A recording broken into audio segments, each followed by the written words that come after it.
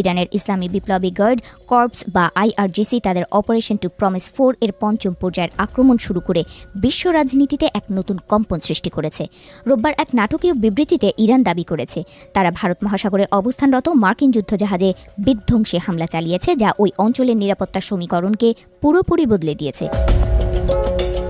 এই রক্তক্ষয়ী সংঘাতের কেন্দ্রবিন্দুতে রয়েছে IRGCর সেই দুঃসাহসী অভিযান যা মূলত মার্কিন সামরিক শক্তির দর্প চূর্ণ করার লক্ষ্যেই পরিচালিত হয়েছে। কুয়েতের আবদুল্লাহ আল মুবারক অঞ্চলে অবস্থিত মার্কিন নৌঘাঁটিতে 4টি ব্যালিস্টিক ক্ষেপণাস্ত্র এবং 12টি ড্রোন দিয়ে চালানো এই হামলা ছিল অত্যন্ত সুনিপুণ। ইরানের দাবি অনুযায়ী তাদের নির্ভুল নিশানায় মার্কিন সামরিক ঘাঁটিটি কেঁপে ওঠে এবং ব্যাপক ক্ষয়ক্ষতির শিকার হয়। এই হামলাটি কেবল একটি সামরিক পদক্ষেপ নয়, বরং এটি ছিল ওয়াশিংটনের প্রতি তেহরানের এক চরম হুঁশিয়ারি। ভারত মহাসাগরের বুকে MSP শ্রেণীর জাহাজটি মূলত মার্কিন রণতরীগুলোর জন্য গোলা বারুদ বহন করছিল। সেটিও ইরানের রোশানল থেকে বাঁচতে পারেনি। জাবেল আলী অ্যাঙ্করেজে অবস্থানকালে 4টি আত্মঘাতী ড্রোনের আঘাতে জাহাজটি পুরোপুরি অকেজো হয়ে পড়ে। IRGC স্পষ্ট জানিয়েছে এই জাহাজটি এখন আর কোনোভাবেই ব্যবহারের উপযোগী নেই।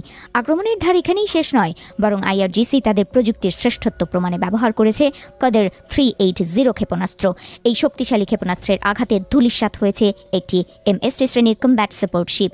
এটিও মার্কিন নৌবহরকে জ্বালানি সরবরাহ করার মিশনে নিয়োজিত ছিল। ইরানের পক্ষ থেকে জানানো হয়েছে জ্বালানিবাহী এই জাহাজটিতে আঘাত হানার ফলে সেটি সমুদ্রে এক অচল ধ্বংসস্তূপে পরিণত হয়েছে। এই ঘটনাটি মার্কিন নৌবাহিনীর রসদ সরবরাহের চেইনকে বড় ধরনের চ্যালেঞ্জের মুখে ফেলে দিয়েছে। ইরানি নৌবাহিনীর যোদ্ধারা অত্যন্ত কঠোর ভাষায় বলেছে আকাশপথের পর এখন সমুদ্রপথেও শত্রুদের জন্য নরকের দ্বার উন্মুক্ত রাখা হবে। তাদের বার্তা স্পষ্ট, মার্কিন বা তাদের মিত্র কোনো পক্ষই এই অঞ্চলে আর নিরাপদ নয়। IRGCর এই আগ্রাসী অবস্থান ইঙ্গিত দিচ্ছে যে তারা যে কোনো মূল্যে তাদের সর্বোচ্চ নেতার মৃত্যুর প্রতিশোধ নিতে বদ্ধপরিকর। বিশেষ করে আয়াতুল্লাহ আলী খামেনির প্রয়াণের পর ইরান এখন আরও বেশি বেপরোয়া হয়ে উঠেছে। এদিকে ওয়াশিংটন থেকে ভেসে আসছে পাল্টা হুঙ্কার আর চরম উত্তেজনার খবর। মার্কিন প্রেসিডেন্ট ডোনাল্ড ট্রাম্প এই হামলার পর চুপ করে বসে থাকেননি। তিনি তার সামাজিক যোগাযোগ মাধ্যম ট্রুথ সোশ্যালে ইরানকে উদ্দেশ্য করে এক নজিরবিহীন হুঁশিয়ারি দিয়েছেন।